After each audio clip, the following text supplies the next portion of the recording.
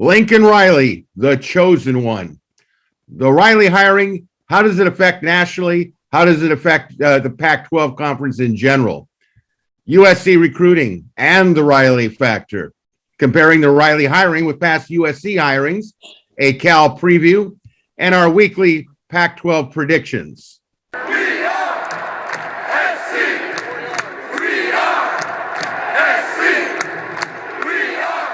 Hi, everybody. My name is Greg Katz, and welcome to a special Lincoln Riley edition of We Are SC's Inside the Trojans Huddle.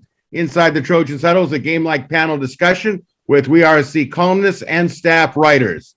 So let's find out about the staff writers. We call this the pregame show, which is the introduction of our group. Okay, and we'll give you the latest information that we know about USC football. But again, let's first meet the panelists. Mark Culkin, We Are SC columnist who writes the Monday Morass, Yay or Nay, Sunday Takeaways, in addition to the daily practice reports. Chris Arledge, former William Jewell College DB and team captain, and We Are SC columnist who writes the very popular column Musings with Arledge. Eric McKinney, our publisher and editor-in-chief of WeAreSC.com. And coming up at our halftime segment, a special segment on recruiting with We Are SC recruiting expert, Scott Schrader. Me, I'm Greg Katz, your host and moderator, and We Are SC columnist who writes the obvious and not so obvious and IMHO Sunday. So first of all, let's take a look at the recent headlines. As you all know, USC has hired former Oklahoma Sooners head coach Lincoln Riley as its next head football coach. Terms of the agreement have not officially been announced, although there are rumors that the salary is 10 plus million per season with incentives. And for now, Lincoln Riley brings with him defensive coordinator Alex Grinch and wide receivers coach Dennis Simmons, along with Benny Riley, who will be the new director of sports performance, and Clark Stroud, director of football operations. Riley is also expected to bring with him former Oklahoma Sooners offensive coordinator and offensive line coach Bill Biedenbach. However, it's too early whether to know what current USC staff members, interim coach Dante Williams' future might be. So we're just going to have to play it out as it comes. And for now, at least we say for now, the Trojans have lost the commitment of high-profile quarterback Devin Brown from Corner Canyon High in Dapper, Utah. But the hiring of Lincoln Riley has set the college football recruiting world on its ear, as several big-name recruits for the recruiting class of 2023 have indicated. We'll talk about that at halftime with Scott Schrader. So without any further ado, let's go into the first quarter and talk about the newest USC head football coach. But as that former USC head coach now at Georgia Southern might say, it's a great day to be a Trojan. Mercy. So with that in mind, panel, your thoughts and surprises on the hiring of Lincoln Riley as the new USC football coach. Let's start off with Mark Culkin. Give me a word first that it comes to mind when you first heard that Riley was going to be the head coach, and then pontificate for us a little bit on your thoughts. Can we use acronyms? Whatever makes you happy. This is a happy festive day. It was WTF O-face. I mean, that was just what? I think everybody was under the assumption that, it was probably going to be Matt Campbell, Dave Aranda, going with a defensive-minded, philosophy. And then boom, Mike Bone, Brandon Sostin was like, full house. We're going all in. We went big splash name. And I think everybody's just like, okay, let's go. It's still, we've heard the name, we've accepted it, but it's still, you're still wrapping your head around it. I mean, this is a huge, huge hire. And it's resonating across college football across the country. I mean, USC went first. They hit the home run. And now everybody's scrambling to get on the scoreboard. LSU just poached Brian Kelly away from Notre Dame. Washington had to move fast. So, yeah, big day. Big day, big day. Okay, Chris Arledge, your take. First, give me a word when you first heard it, and then your thoughts. Unprecedented. I mean, I don't think it's ever happened before in the modern history of college football that somebody has left a traditional top five program where they're still doing well. They're still winning, right? I mean, this was a down year for Lincoln Riley, and he was probably one play away from playing for a spot in the playoff. I mean, This has never happened before. And, we talked a lot recently about how college football has changed quite a bit. You have the NIL stuff, you have changes in recruiting. And I think we're now starting to see that the rules really are completely different than they've ever been before. Oklahoma does not lose coaches to other college football programs. Notre Dame does not lose coaches to other college football programs. It wouldn't have made sense 6 months ago. It didn't make sense to me Sunday morning when I heard it. I remember some time ago, Eric McKinney making a comment. The first thing he'd do is call Lincoln Riley. And I remember reading that on the site thinking, well, that'd be a wasted phone call. McKinney doesn't know anything, but apparently he does. We are SC viewers and readers. Eric McKinney knows something. No, I can't believe it happened. And USC has gone from having the worst coach in the conference to the best coach in the conference. And that is a very good day. Very good day. So, Eric, we'll have to have a new segment, a clairvoyant type of segment, where you look into the future and we all sit around and hand you. It'd be like Karnak, the old Johnny Carson show. You'll come in with a Swami's hat and you'll sit down and we'll just hand you cards and you'll go from there. But okay, Eric, what was the first word that came to your mind when Lincoln Riley was announced? What? And that was it. What? I mean, seeing it come through, hey, this is probably going to happen. I don't know if it was 10 minutes before I started, writing and putting something together. Did not have a pre-written Lincoln Riley is announced as USC's head coach going into that day. And Chris, to your point, if USC, when Mike Bohn talked about who we're going to go after, and he said we're going to go get the best coach, I do not take a lot of credit for saying I'd call Lincoln Riley. That was an easy thing to put those pieces together. Now, coming up with that plan and pitching it and going in, and they went toe to toe with Oklahoma and said we're taking your coach, and that is LSU. Yes, with anybody who would want Lincoln Riley, which is all but what? 1-2 programs in the country right now. For USC to do that just spoke volumes about kind of where Mike Bohn and Brandon Sosa believe this program is. And Mike Bohn said it over and over at the press conference when kind of pushed about, like, how could you possibly think USC at 4-7 right now, with the Coliseum looking the way it does on game days, with the roster that's there and kind of recruiting going back 3-4 years, how could you possibly think that, yeah, let's give Lincoln Riley a call. He'll take it and he'll want to come. And Mike Bohn just said, we believe in this place. We believe in Los Angeles. We believe in what USC can do. And there's a genuine feel there. And not to kind of go off on another point and take everybody's time here, but I think it does show you the idea that was kind of across the country and especially, prevalent in a lot of the USC fans. This is not a marquee job anymore. This is not a place where people go.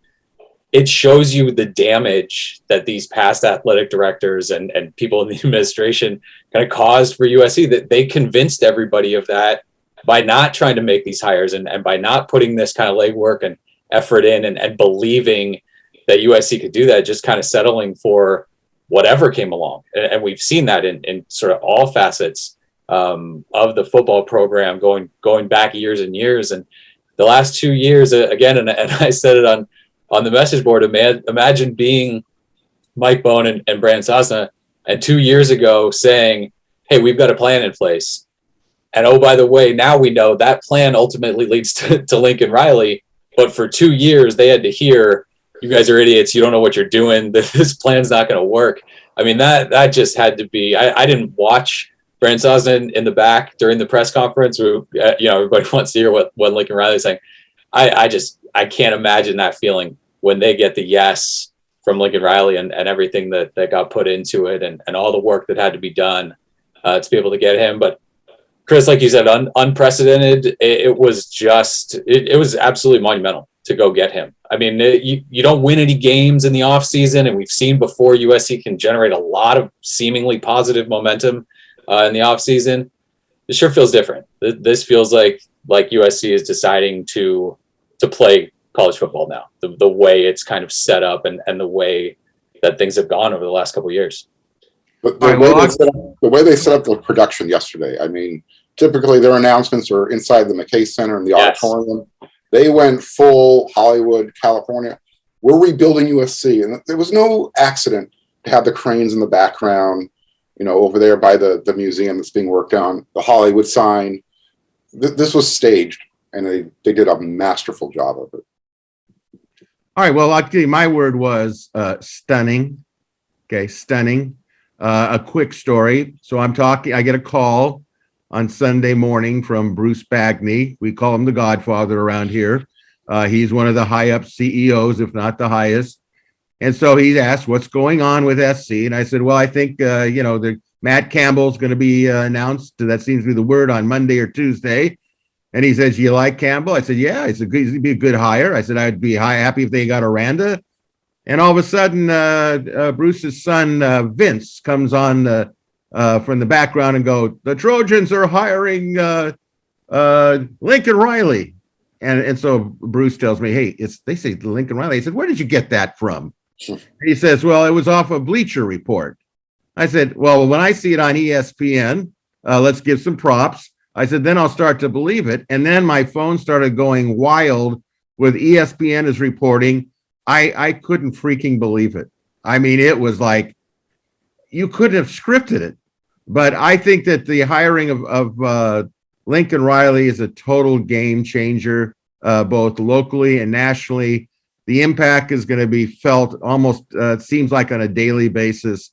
And it's just unbelievable to me. In fact, I think I wrote a column on it and I said, Lincoln freaking Riley, are you freaking kidding me? And somebody said, you know what? You should market that and copyright that and put it on shirts and probably sell it on the open market and make yourself a lot of money. I mean, I should actually contact Garledge here, who I know I think he does some copyright work through his firm. I'm not sure, but I gave it some thought. I do, and thanks for the plug, Greg. I appreciate that. Well, the check is in the mail. Let me ask you one thing. I don't mean to pop anybody's bubble here, but to be objective about it, any concerns with the hiring of Lincoln Riley? And so, Mark, what about you? Do you have any concerns? Yeah, I wrote about him in Monday's Morass. I really thought it was, if they're looking to change the culture, the philosophy, they were going to maybe go with a more defensive-minded coach. So that was my first initial concern. He's a young guy who, by his own admission, is a risk taker. So, how long is he going to stick around when he gets USC back to their place? Is his next place the NFL? There's not a lot of concerns, but there's, those behind the scenes type of things that you wonder about. Is he going to come in and ruffle feathers? Is he going to have enough power? Is he prepared to live in LA? He's never been here before. So it's just all those little things. And you could read my concerns, I guess, my skepticism. Just go to Monday's Morass. What a shameless plug that was, but I encourage readers to go read it. It's a pretty interesting take. Speaking of takes, okay, Arledge, what's your take? Any concerns? Concerns, no, but there are a couple of open questions. Number one is Lincoln Riley has never built a program. Lincoln Riley took over a program that was already very good. It was already a top 5 program when he took it over. In some ways, I think he improved it over the late Bob Stoops years, but he hasn't built it, and that's a different thing. I think he can do it, and I think he will do it, but that's an open question. The other open question is, will Lincoln Riley's USC teams play better defense than his Oklahoma teams? Lincoln Riley's Oklahoma teams were unbelievable offensively. I mean, unbelievable. And don't be fooled. A lot of us didn't like the air raid move that Clay Helton made. And it's true that Lincoln Riley is in the coaching tree of Mike Leach. He does not run the Pirates offense. He runs the football, and they run it effectively with big lines and tough backs. He schemes receivers open. He is going to recruit and score huge points. I don't think there's any doubt about that.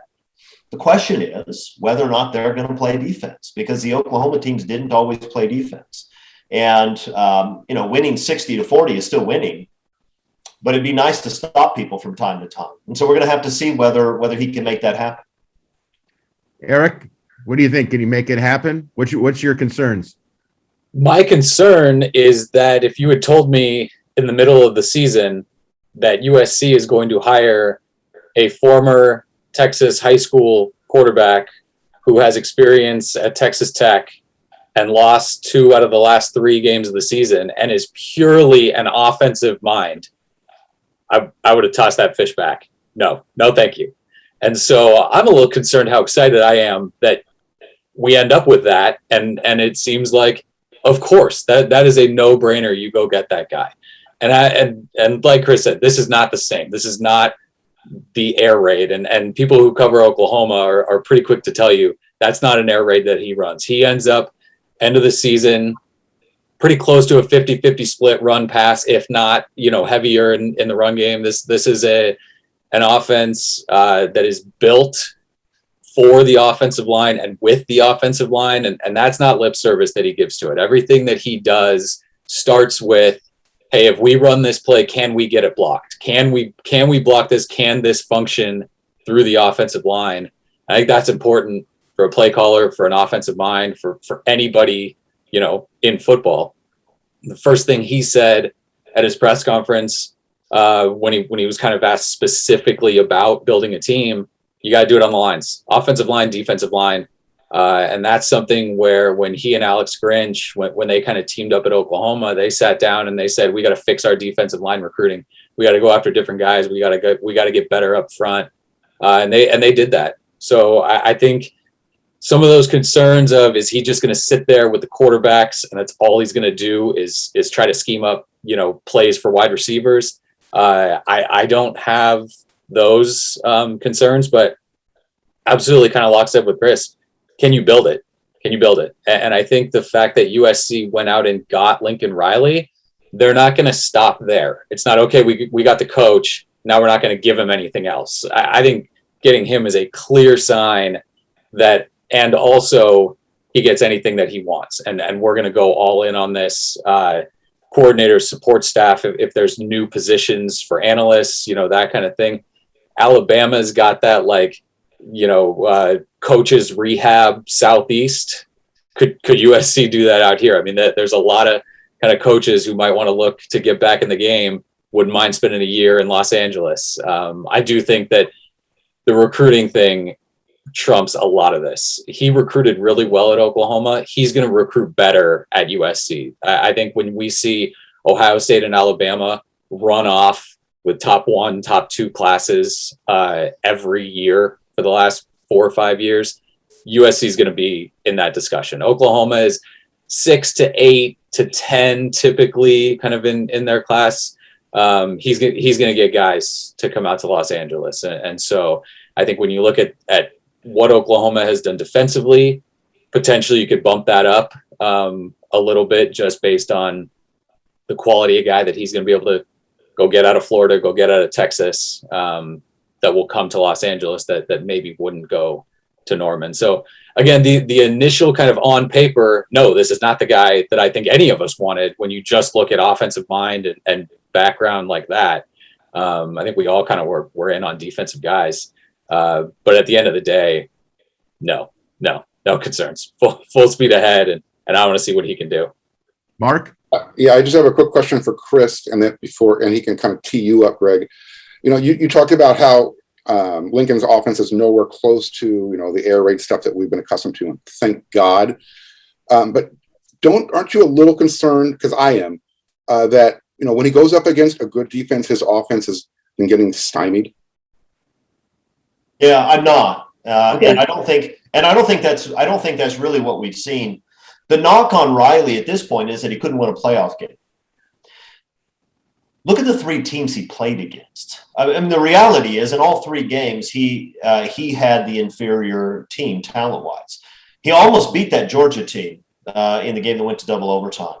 That was a really good Georgia team. And then he played a 15-0 LSU team that destroyed Clemson in the championship game. Nobody was beating those guys. Understood.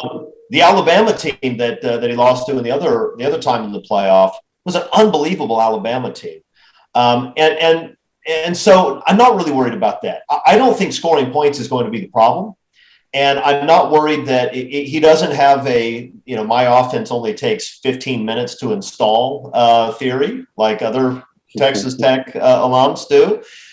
He doesn't focus only on throwing the ball over the place. I mean, they've had some really tremendous running backs and running games under Lincoln Riley. So I'm not worried about that. I feel good about that. Okay. Whether he can do all the other things, we're going to find out. But he's about the safest bet not named Nick Saban or Dabo Swinney that you can find. I thoroughly agree with you. I agree with the comments you're making on those playoff games. But then I take this year, those 2 losses to Okie State and to Baylor, and I'm just starting to okay, we have to kind of maybe keep an eye on that a little bit. Yeah. Well, they scored 33 points against Oklahoma State, right? Against Baylor, they got shut down, and you're going to have that sometimes. Look, the reality is this was Lincoln Riley's worst team at OU. I think statistically, you look at it and say that's not even close to his best team, really on both sides of the ball. His worst team was a 10-2 team that was a 4-point loss away from maybe playing their way into the playoff again. So I'm with you, but I'm not worried about the offense. They're going to score a ton of points. And by the way, people ask, why would Lincoln Riley go from Oklahoma to USC? And I can understand why there'd be skepticism, because USC's been an absolute train wreck for years now, and we've been complaining about it for years now. Not me, but you guys. But look, the reality is that there is something different. There is something different about USC. You compare when Pete Carroll had things going at USC and Nick Saban had things going at Alabama. It's not that Pete won more than Nick has been winning, because nobody wins more than Nick has been winning. But there was something different about USC. I mean, it was the entertainment capital of the world, and that team that was like the Beatles during Beatlemania coming to town. There's something special about USC. I think Lincoln Riley sees that. I think he has a personality to capitalize on it. The Coliseum is going to be filled, and there are going to be movie stars on the sideline again, and all the schools in the South are going to hate it. They're going to hate it just like they hated it under Pete. And if we can get some stops and some turnovers along the way, watch out. It's going to be exciting. All right. Well, that infomercial was brought to you by wearese.com for those of you who are watching. Let me just say I do have a concern about the defense. But I had less of a concern when I heard that Alex Grinch was coming, because I remember Alex when he was at Washington State, and he was an up and comer at the time. I think, if you look at the statistics now of Oklahoma when he arrived to where we are, they went down. I think they were giving up like 31 points a game, and they got down to 21. It was a pretty big chunk. And I think that that Lincoln Riley does listen defensively. This is what Sarkisian wishes he was Lincoln Riley, and he's not. Okay, that's not a rip. It's just an evaluation on my part. But if the Trojans are going to really get to the top of the mountain, they have to recruit defensive linemen. I don't care where they're coming from, which kind of takes us into the second quarter. And the question is, how does the Lincoln Riley hiring affect the national scene and the Pac-12 conference in general? Eric, you're up.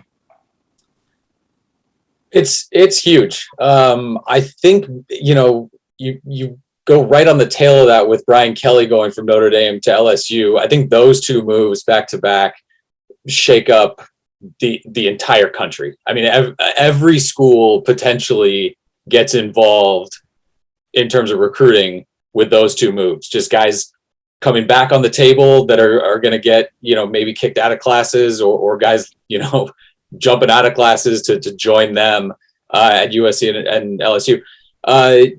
Oklahoma already did well in California. Lincoln Riley pulled guys out of California to go to Norman, Oklahoma. They are going to get every skill player they want in Southern California. This probably hurts Oregon there. I think Oregon is clearly the team that USC has to jump in the Pac-12 when it comes to recruiting. this will hurt them being able to come into Southern California. Lincoln knows he absolutely knows how important it is to recruit Southern California, even when you're not located there. Now that he is, that had to be a big factor in making this jump and knowing that he could get all those skill guys there. I thought it was interesting that he said, yeah, we know the skill guys are there. It's about finding the right skill guys that can fit. And I think that's important. I think there are times that programs do see the stars and they say, we're going to take this guy. They don't really worry about the fit or the personality or kind of the competitive drive. I think Lincoln will be good there. And he's going to go get guys from Texas, and he's going to get guys from Florida, and he's going to be a big time national recruiter. There probably is not a head coach that is as tenacious a recruiter and is all in on recruiting the way that Lincoln Riley is. USC got a little taste of that. I think Dante Williams has that same thing. Dante, unfortunately, did not have any of the momentum behind him that Lincoln Riley is going to have with this and the influx of new coaches and personnel and all of that. It's going to be an absolute ride between now and signing day and with the 2023 class when those guys do start jumping on and getting a feel for kind of how this thing's going to look and some clarity on the full staff and all of that. This guy's he's going to clean up with recruiting moving forward. All right. Well, let's get specific with Mark Culkin here. Mark, nationally and in the Pac-12, what's the effect going to be? Yeah, at the top of the show, Chris asked the question: has there ever been another coach that's gone from one program to another? But he did qualify it by saying a top 5 coach. So this is actually the second time that USC has pulled a coach from a major program. If you remember, Kiffin came back from Tennessee, and that kind of rocked the Tennessee landscape. They started burning couches and doing some crazy hillbilly stuff out there. So this is the second time that USC has done this, but again, on a much larger scale. So, by Lincoln Riley coming here from Oklahoma, USC has kind of hit that program hard twice as well. You had 55-19 where those guys didn't know what to do. And now, and Eric was just touching on it, by pulling Lincoln Riley away from Oklahoma and taking away that recruiting, USC has just kind of leveled what was ever left of Norman, Oklahoma, as far as the University of Southern California is concerned. They're like, you know what? We'll do to you whatever we want, whenever we want. And that's forcing colleges like Notre Dame to lose a coach to LSU. I mean, it's almost like when USC starts setting a trend, other people start following. So credit to, Mike Bohn and Brandon Sosna for that. And then as far as the Pac-12 is concerned, I think everybody here heard a collective, oh shit. USC is taking football serious again. We can say that for those of you that are listening. This is more like a cable show, so continue on. I'm not worried about it. I am the least PC person on this panel, I'm sure. So to know that the Pac-12 now has to recalibrate, because they potentially could be looking at another, if USC does things the right way, another Pete Carroll type of run, so to speak, where everybody has to play catch up.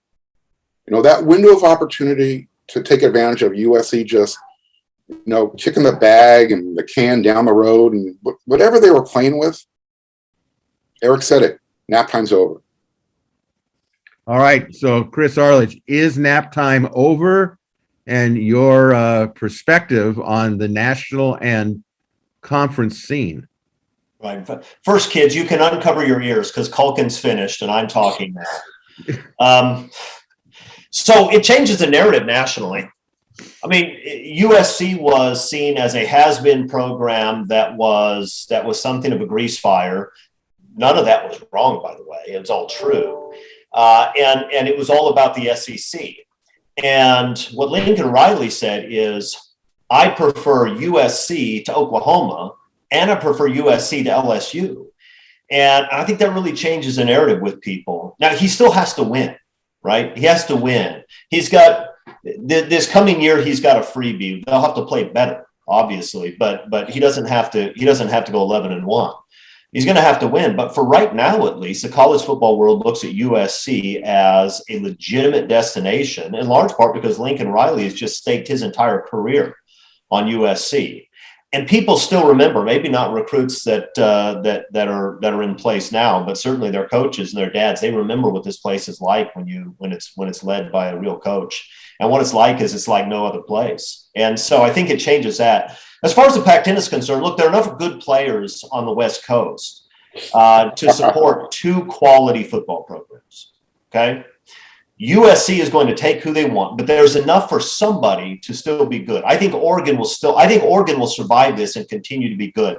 They're not going to win the Pac-12 every year. They're going to have a problem with that, but they're going to be solid. They can continue to be a top 10 or 15 program. And frankly, as much as I hate Oregon, it's probably good for USC if they are good. It gives us somebody to beat up on. But if you're Kyle Whittingham today, this is a bad day. Yeah, we'll probably get a better TV deal. The Pac-12 probably get a better TV deal out of this. But your ability to go toe-to-toe with USC is probably over. I mean, he's got maybe 12 more months before that completely shuts down. Arizona State, Arizona, UCLA. When USC is doing what they're supposed to do, UCLA football is a clear and distant second best, and everybody sees it that way. Unless you grew up a lifelong UCLA fan, which is kind of embarrassing anyway, there's no reason to consider those guys when USC is good, and the top players won't. That's the reality. And so what just happened is Oregon just took a step down to number 2 in a much better conference, and everybody else is just sort of holding on to see how bad the damage is going to get, and it's going to get bad. Well, the way I look at it is, when listening in that press conference to Lincoln Riley at length, he's a movie star. He's not a rock star like Pete Carroll, but he's like a movie star. You can see him playing Gary Cooper, or he could be Gregory Peck. How old are you, Greg? What's that? How old are you? Who is watching this that when they think movie star, those are the names they think? Well, Chris, I have to tell you, as a longtime high school English teacher, that we used to show To Kill a Mockingbird. I've seen and it. Who starred in To Kill a Mockingbird? Gregory Peck. Yeah, okay. Right? That justifies it. You're right. My bad. Go ahead. All right, here's how I look at it. Very few coaches can go across the country and create a buzz when they're on campus. Now, I think that Lincoln Riley of Oklahoma creates a buzz. I think Lincoln Riley of USC creates a titanic buzz because Lincoln Riley was in his 20s, I think, when Pete Carroll was going through college football like very few have ever done. He has seen the model, okay? He has seen the model. His mentor is Bob Stoops. I'm sure that Bob Stoops, in consulting with Bob Stoops, said, you got to go. You got to go. I'll deny it, but you got to go because look what Pete did. And if anyone knows what Pete did, Bob Stoops would know based on that BCS championship. So it's all there. The key nationally will be when the NCAA starts getting pressure from the Southeast Conference to create rules to keep Lincoln Riley from coming into the Southeast Conference. We all remember when Pete Carroll, they would come to the Southeast Conference personally during spring ball to inspect the talent, and they got their undies in a bunch and passed that rule that said head coaches cannot come in spring practice. How ludicrous is that? You can come as assistants, but you can't bring your head coach. That was kind of like what the NCAA did when Kareem Abdul-Jabbar, aka Lou Alcindor, was dunking basketballs for John Wooden. They said, oh no, he's going to dunk it every time. We got to stop him. Okay. I think that Lincoln Riley, if he gets it going, I don't know if he can do exactly what Pete did because that was a real phenomenon, but it wouldn't be a stretch to say it could be a Pete Carroll 2.0 because I think, number one, I don't think that Mario Cristobal is going to stay at Oregon. I think he sees the writing on the wall. If Lincoln Riley is here to when Kayvon Thibodeau was in Los Angeles, he would have been at USC. I would bet money on it. And I think that as soon as Cristobal says, look, I can't get beat by Lincoln Riley and remain a viable candidate for across the country, I think as soon as Miami opens up, he's going. That's my opinion. He's going to be one step ahead of the posse. This is UCLA's worst nightmare, no question about it. You couldn't beat up SC. Quote one guru named Chris Arledge, a dumpster fire, right? This is beyond a dumpster fire for them. I don't even know if there's a word, an adjective that describes what they must be feeling. But that being said, I think that the Pac-12 is better off with SC. Great, we all know that. But it is going to affect the conference nationally. He's going to get what he wants. If I was a Notre Dame fan, and I'll conclude with this, I'd really wonder why my head coach, who's probably one couple of upsets away from getting in the college football playoffs, why he would leave now for the money at LSU. It's just like, I think Mark mentioned the domino effect or whatever. I think this is the domino effect. I think what Kelly basically said is, I don't think I can win a national title at Notre Dame, even though I have more wins than Newt Rockne and Lou Holtz. And he even mentioned that when they asked him about his record at Notre Dame, he said, the one thing I haven't done is won a national championship. That keeps me my head level. Well, he did the next best thing in his mind. I'm going to LSU. So yes, the effect of Lincoln Riley is huge. It's huge. And we'll leave it at that. Hey, Greg, would you say that Lincoln Riley is the Rudolph Valentino of college football? You're dating yourself, Chris. I don't even think people know who Rudolph the Red-Nosed Reindeer is sometimes. Okay. So, okay. My bad. I would have brought up Charlie Chaplin, but then I'd really be dating myself. Although one of you mentioned, what was it that you mentioned, the Beatlemania? Yeah. Were you guys even alive during Beatlemania? I was not alive during Beatlemania. I was in 8th grade, 9th grade. Were you even conceived? I was not. I was born in 1973. The Beatles broke up in 1970, but they're still relevant. They're still on Disney Plus this week. They just had that special. All three of them, and I'm in the middle of watching it actually. But yeah. All right, good conversation. Let's move on. All right, we've come to halftime, and we have a special feature for all of you. We're going to tap the brain of our recruiting guru, Scott Schrader. So, Scotty, the first thing I want to ask you, which I asked the panel earlier, first of all, give me one word that describes when you heard that Lincoln Riley was going to be the new head coach at USC. Game changer. Well, we'll hyphenate that. So I'm going to let you live on that one. Game changer. Okay.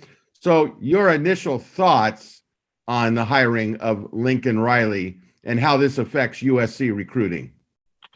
Well, the one thing when you cover recruiting like I do, and you kind of get around the country and you talk to kids, even kids that USC is not recruiting, when you get out to 7-on-7 events and then you get out to high school football games and so on, you talk to these kids and you get feedback.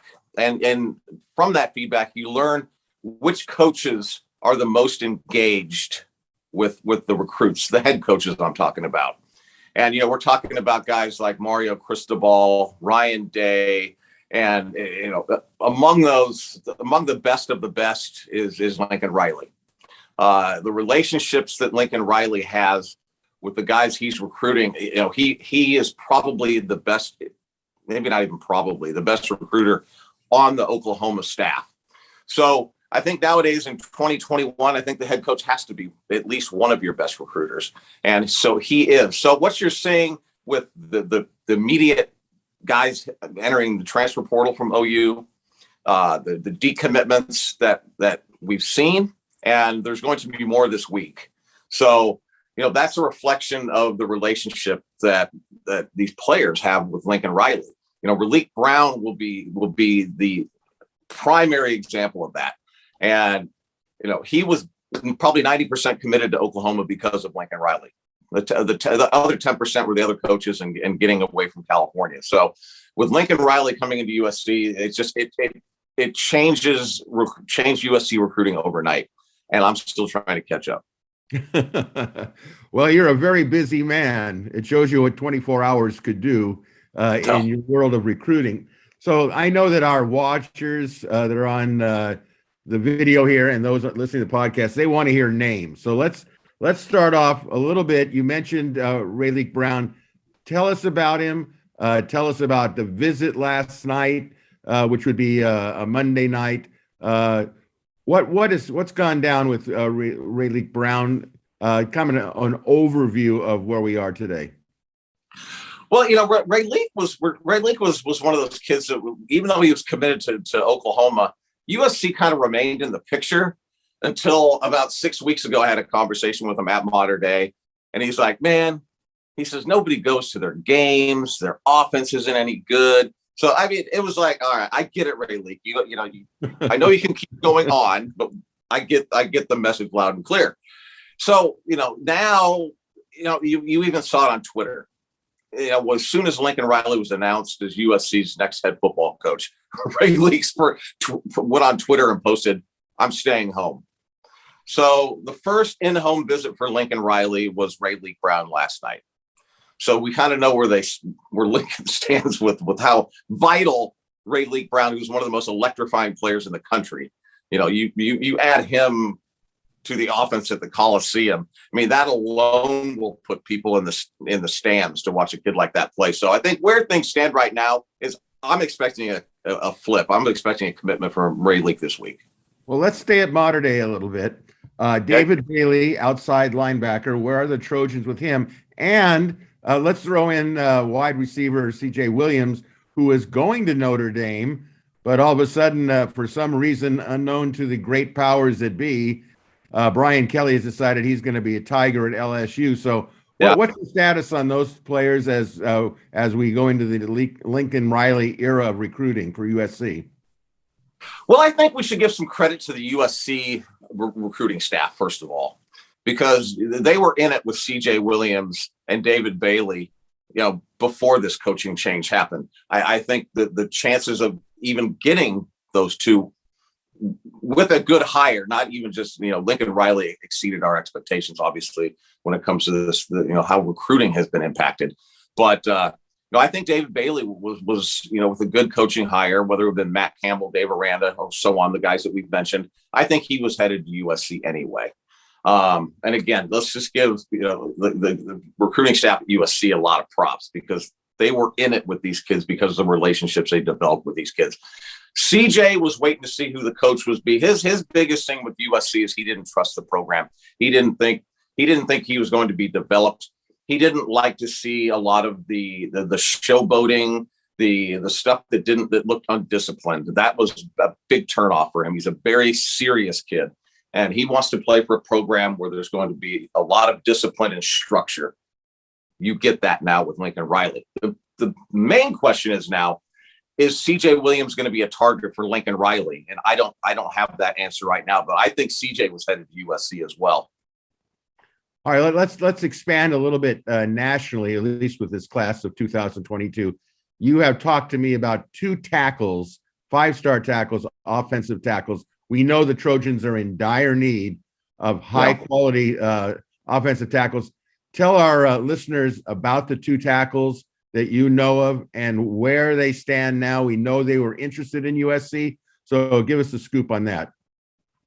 Yeah, the guys that we're talking about are Devon Campbell from Arlington, Texas, 5-star offensive tackle from Bowie High School, and Joshua Connerly from Rainier Beach, Washington. And, I think USC fans continued to be utterly surprised that the Trojans were in it with these two guys, despite, what we were watching on the football field. And again, the relationships with these two guys, we're talking about Biane Toa, Lenny Vandermeide, Gavin, Marshall Sherrington, and these guys did a great job.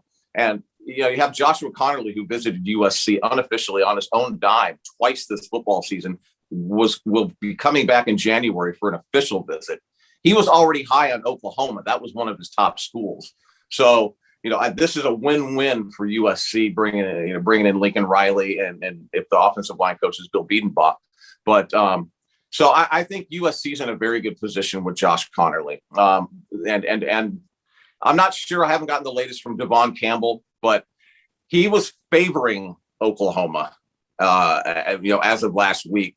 with USC maybe not being the favorite because of the coaching situation. So I need to follow up and find out about this. But I know this hire is likely going to be a big boost for USC with Devon Campbell as well. So, we're talking about 2 5-star linemen that, if you get guys like that, it's a big impact on the program. So, we're going to do another podcast tomorrow, and that will give us kind of the update on what we're going on. Because as you can imagine, it's crazy right now at USC, and there's going to be some staff changes and so on, and I think everybody's just trying to catch up. But look for those 2 guys for USC to definitely have a shot at getting those guys. Well, we know you're very busy, but I have just 2 quick other questions.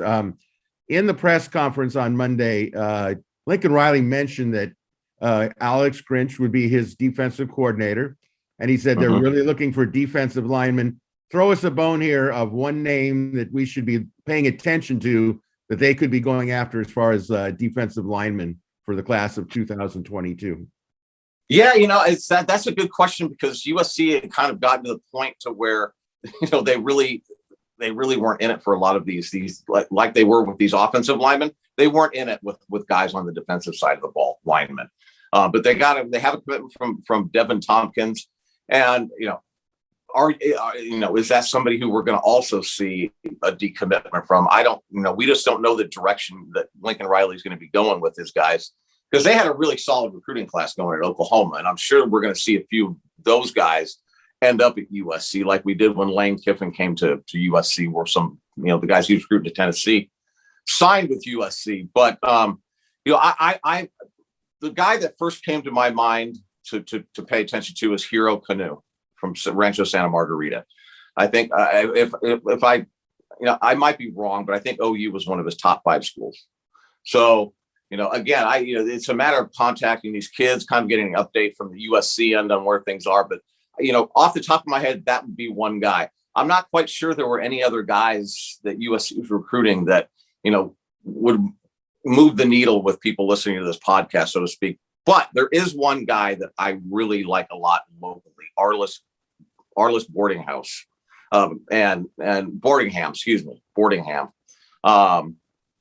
He's outside linebacker, edge kind of guy, big body, really, really athletic. He's one of those guys you go watch his film, you can see him playing tight end or rushing the passer. So that might be one guy. He's not a 4 or 5-star guy, but I really like him. And I think if Lincoln Riley decides to go after him, I think that would be a big pickup for USC, to be honest with you.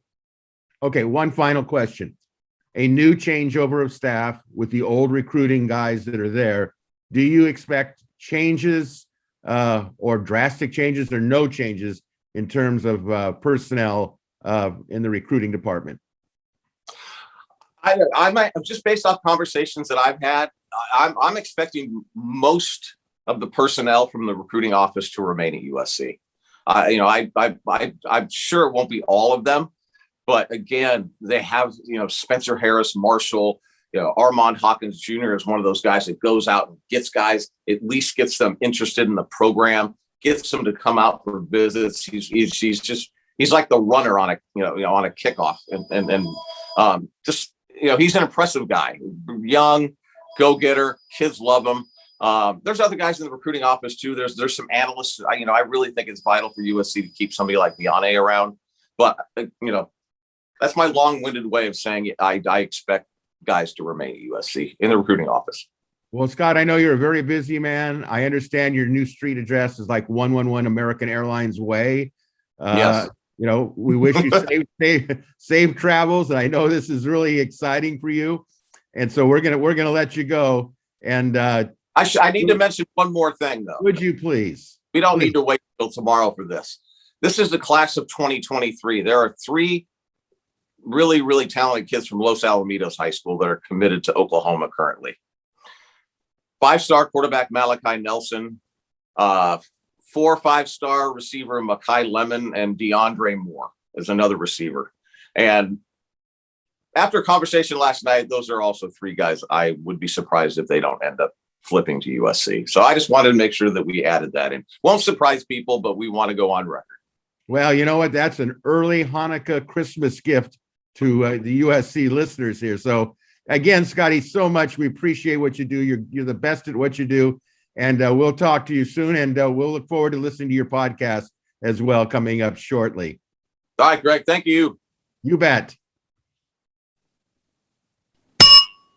All right, we're back. Thanks, Scott Schrader, for joining us at halftime talking about recruiting. Let's get back into the Lincoln Riley hiring. How does this hiring compare with other USC head coach hirings that you're aware of? So let's go back to like John McKay, John Robinson, maybe even Larry Smith, Pete Carroll. What's your reflections on that, Mark? Well, number one, you can't rely on the logo because you didn't mention Larry Smith. So, and that was a quote that Lincoln Riley mentioned yesterday regarding recruiting. So I thought that was interesting. He's already, I don't think he knew the connection there, but it was interesting that he's going to not use the Trojan logo. But on your question, Lincoln Riley is a known, whereas when USC brought in John McKay, he was an assistant. John Robinson was an assistant under McKay, so he was kind of an unknown of what was going to happen. And Pete Carroll was known, but it was, he was known at what he had done or maybe had not done at the NFL level. So I don't know if this really compares at all.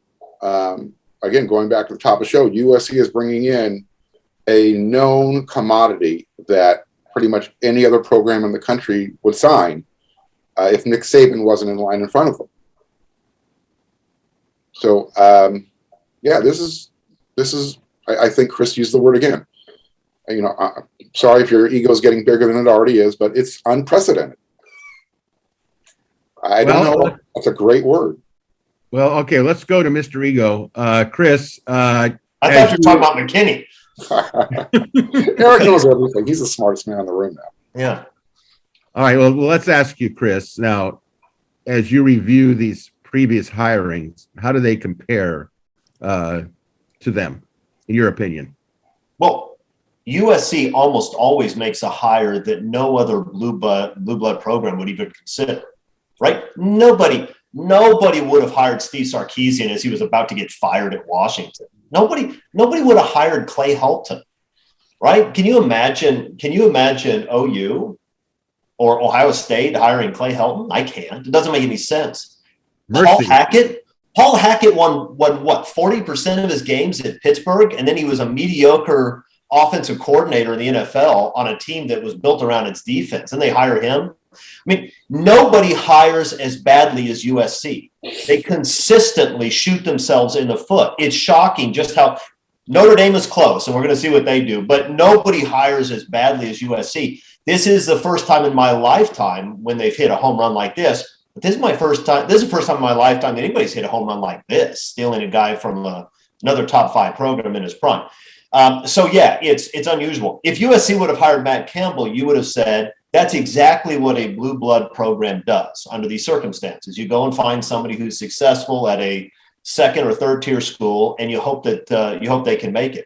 That would have been the move that makes sense. This is historic. It's unbelievable. And if it works half as well as I think it's going to work, we're going to be pretty happy about it. Eric, are we going to be happy about it? What's your take? Now, you are, of course, the clairvoyant that we know that you are. And you're also the youngest of our panel, I believe. From what you know, where does this hiring process fit in previous hirings? Yeah, I did not. I was not there for the McKay hiring. I was actually in line at the premiere for To Kill a Mockingbird. So I missed that one. It's different. It's different than anything USC has done.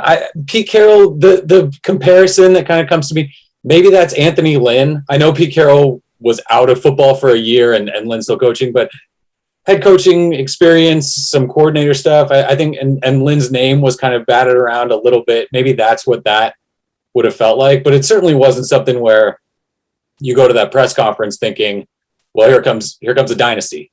Here comes an absolute run.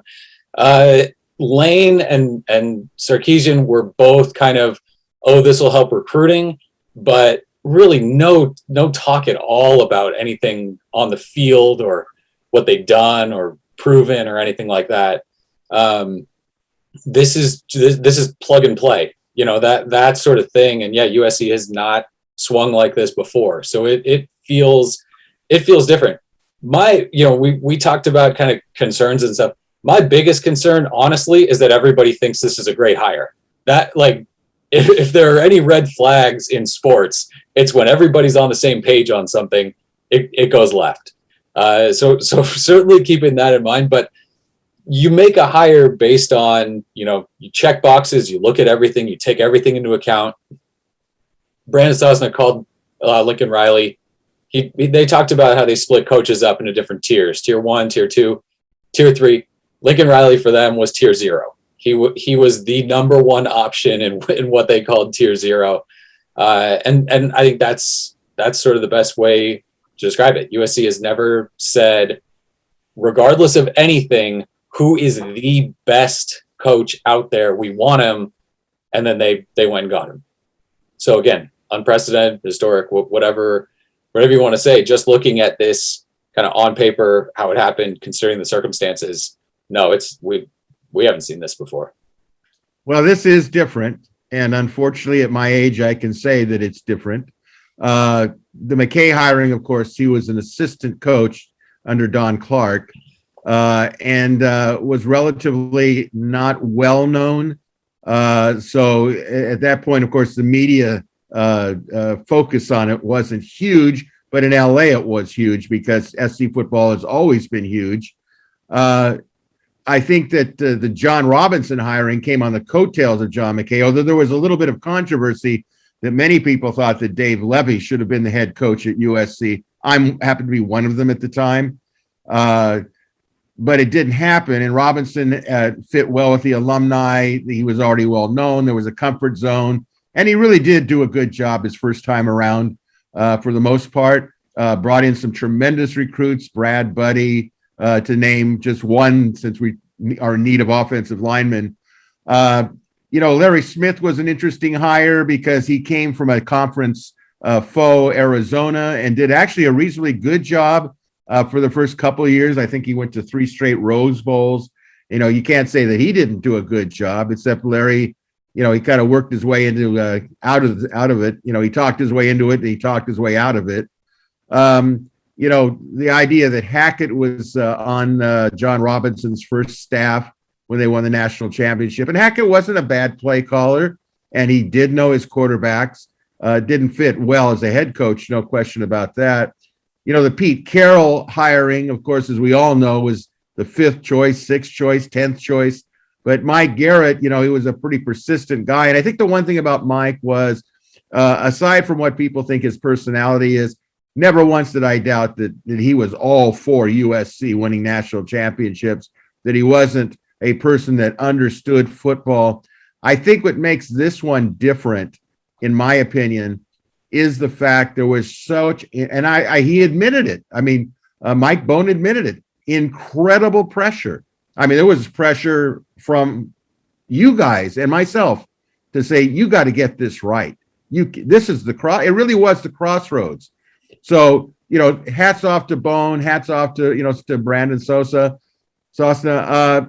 This one had to be right. It would have been okay to get David Aranda or Matt Campbell. It would have been okay, but to be able to pull this one out is completely different than all the previous hirings that I've seen. And so my hat's off to it. The only thing that I was annoyed with, and since I can't keep my mouth shut in opinions, the opening of that press conference when they were slobbering all over themselves about what a great job, and thank you, Dr. Folt, and thank you, Mike Bone, and thank you to the subway driver, that drops off people in front of the game on the Metro line. To me, I could not, and this is probably my hang up, I could not forget why we're in this position to begin with, and who could have made it not where it is today. Now, maybe because where it is today, you got Lincoln Riley. If you would have tried 2 years earlier, you might not have gotten him at all. But there was something about, look, it's like the kid who sets fire the pyromaniac, the little boy that sets the fire and then tries to praise himself for putting it out. It kind of, I don't know, it kind of left me hollow, but that's just me. So I apologize to all. Hats off to Mike Bone. Hats off to Carol Folt. Hats off to Brandon Sosa and Sosa. You certainly did a U-turn, and you should get the credit for it. So no hats off to the subway driver. I have to see after further. I have to look at the film. Okay. I need to look at the film breakdown, actually. Okay. Fourth quarter, believe it or not, we actually have a football game on Saturday night. First, let's have the symbolic lighting of the Coliseum torch. Poof, I was going to use a Hanukkah candle, but I just couldn't find one. Almost looks like a torch menorah right behind Chris there too. Well, that is the biggest menorah I've ever seen, actually, the Coliseum torch. All right, so let's take a look at this now. This is the Know Nothing Bowl. I guess it was a Nothing Burger Bowl, maybe. USC plays Cal on Saturday night at 8 p.m. I guess it's 8 because they couldn't fit it into 9 or 10 slot. It's on FS1. Both teams have the same exact record, 4-7 overall, and a conference record of 3-5. We mentioned they're ineligible, so this is the bowl game. This is going to be actually kind of interesting, not because the way it matters, but we know that Lincoln Riley is going to be at practices this week, and the players know it. At least the ones that are coming back are going to know it, and they know in this game that they're going to have to basically be showing their skills and their attitude and et cetera, et cetera, et cetera. So it's laying that kind of foundation a little bit.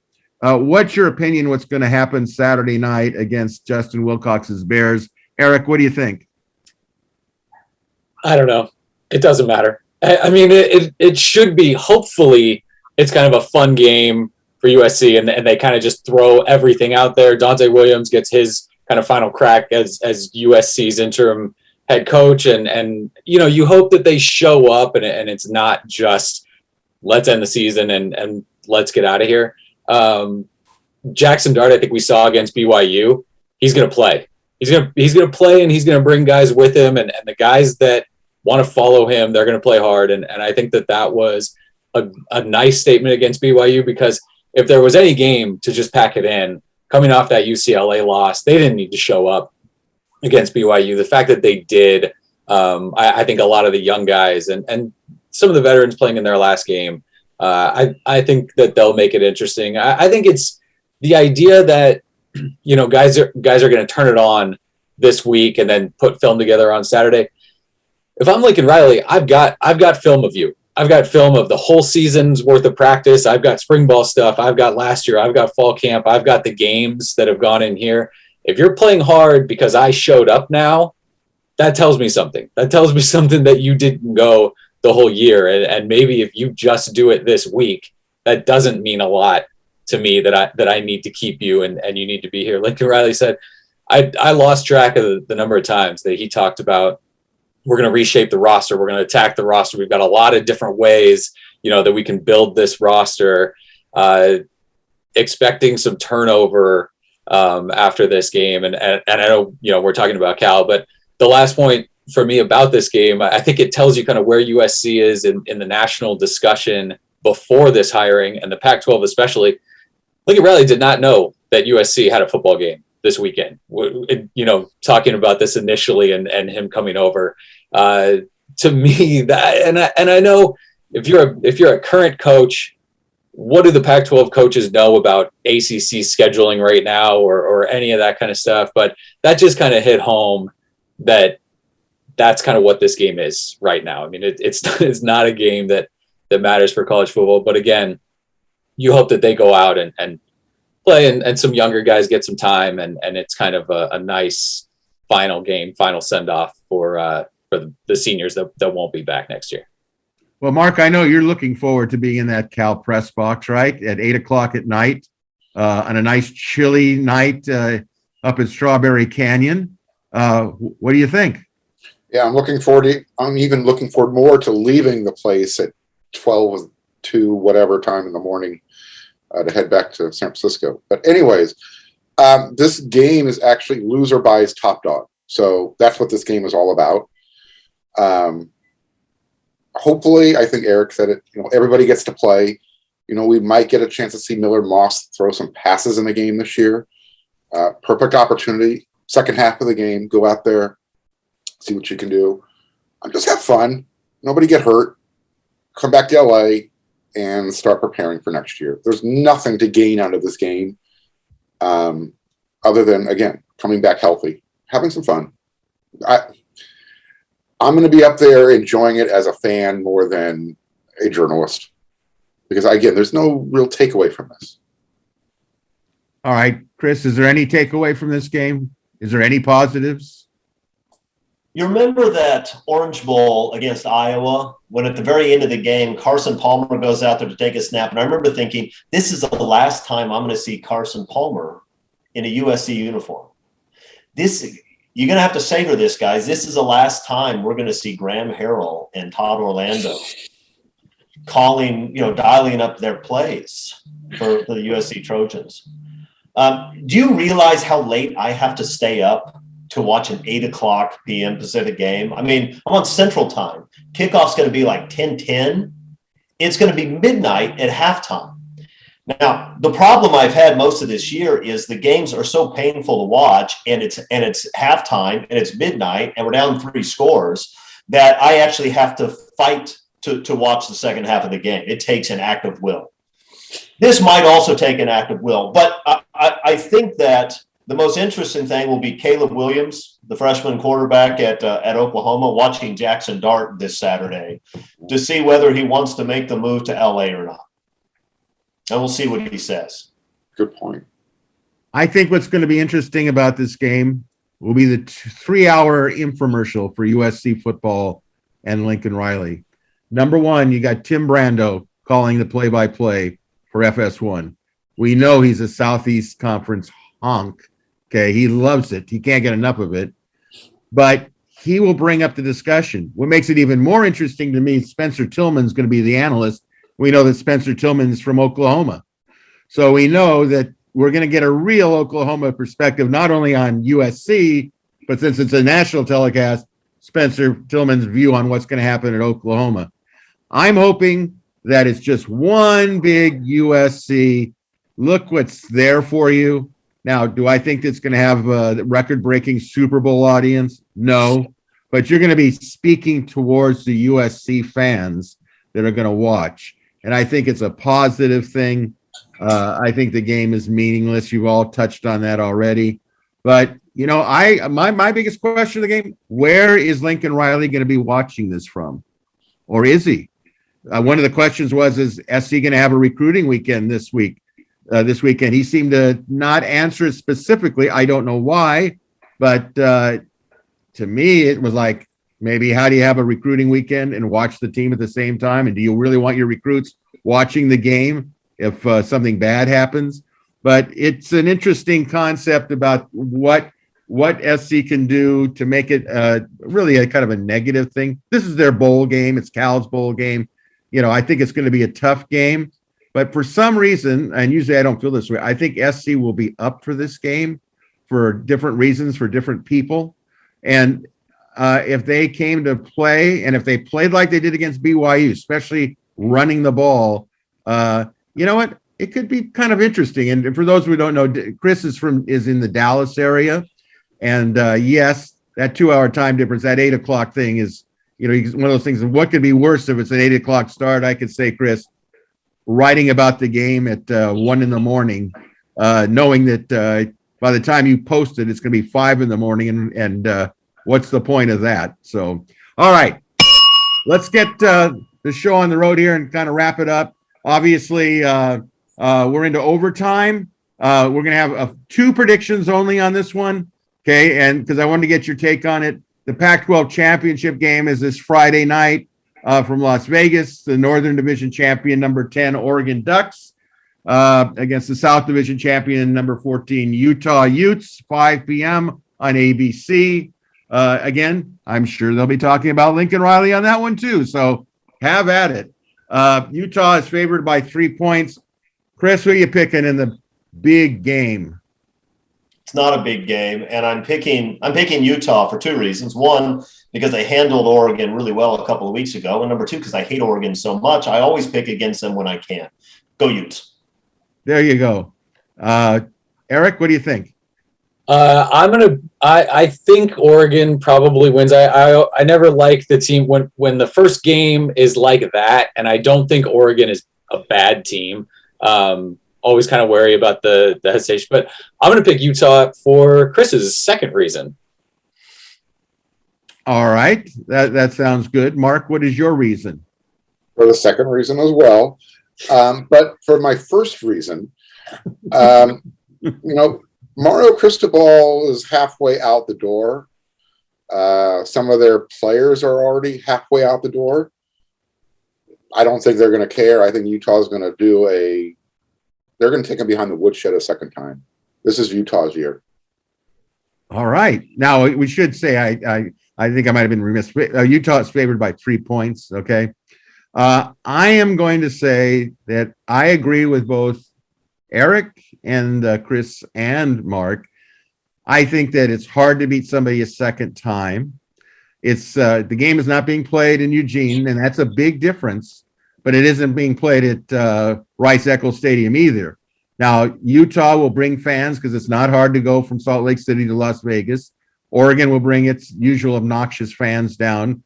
And that's a discussion I can give on another program about my experience of sitting in the stands at Autzen Stadium where the girls talk like truck drivers. It was amazing. Like Colkin did earlier. What's that? Like Colkin earlier. Give me a chick in Doc Martens and flannels, and I'm happy. Well, there you go. So I'm going to tell you, my heart is with the Utah. I'm going to root for all my hearts with. They've gone through such tragedy, and Whittingham is such a great coach. They've never been to the Rose Bowl. I can get 10, 20 compelling reasons why I'm hoping. I'm also hoping they don't do what they normally do in a championship game, and that's somehow play well enough to lose. And so we can all sit there and say, they really gave it a great effort. So I'm hoping that Utah wins. I think it'd be a great story for the Pac-12, great for the Rose Bowl. And, they've been through so much. So now let's get to the not so big game, as Arledge mentioned. USC at Cal, 8 p.m. FS1. Cal is favored by 2.5 points.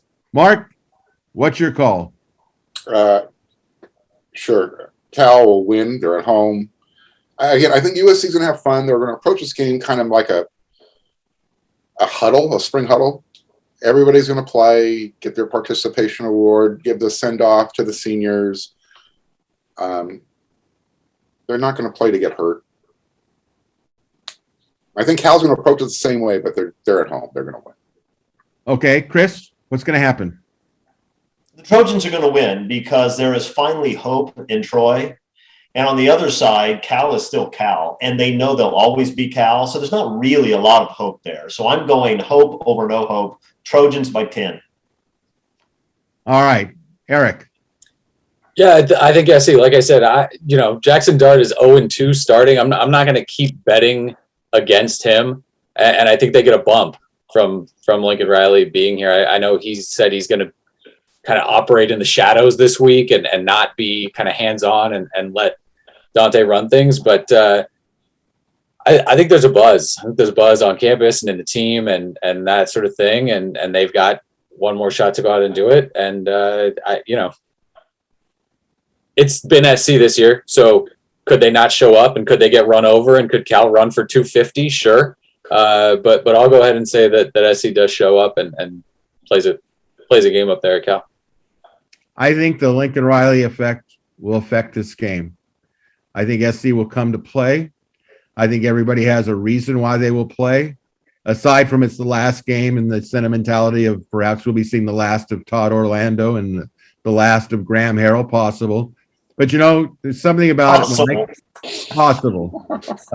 Scare me like that, Greg. Well, you know what?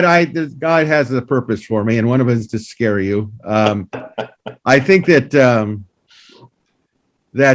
this is the type of game that everyone thinks is going to stink, and could end up being a really fun game to watch because it's just the competitive nature by the fourth quarter. If the game is still on the line and Parker Lewis is, the wind isn't howling off the Oakland Bay there.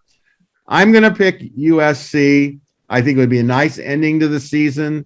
It would be a nice thing for they've gone through a lot of stuff, a lot of stuff. And this would be a nice thing. Do I think Cal is capable of winning? Yeah, I think if Chase Garbers comes to play and gets a hot hand and starts messing with the vaunted USC secondary, that could be a problem. Cal will be physical, but you know what? I think we all learned something against BYU. SC could be physical when it's put in a position of being physical, especially along the offensive line. If Graham Harrell's going to go back to the air raid 101, and say, well, one last time I'm going to do what I want to do, and the heck with everybody else, then SC would be, I think, in trouble. But I'm going with the Trojans. So with that, guys, I know this was a long segment for all you listeners. I think it was a lot of good stuff, a lot of good quality. Hope you all enjoyed it. A reminder, the Trojans travel to Cal for this Saturday night's game in Berkeley, last game of the season. Kickoff is at 8 o'clock Pacific time. Game will be televised on FS1.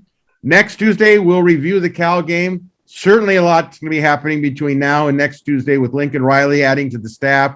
Players coming, players going, who's transferring in, who's transferring out, portal in, portal out.